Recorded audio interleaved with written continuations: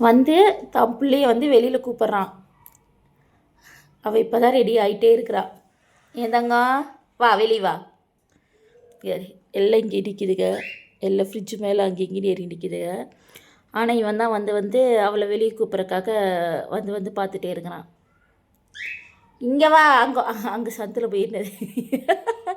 அங்கே என்னடி இருக்கு, இங்கே வா தங்கா. இங்கே வந்து எட்டிப்பார். வா வா வா. கூப்பிடு. வா வா வந்து கூப்பிடு. வெளியே வா, இப்படியே என்னை பார்த்தே வெளியே வான்னு கூப்பிட்றான் பாரு. அதை வெளியில் வர சொல்லி கூப்பிட்றான்.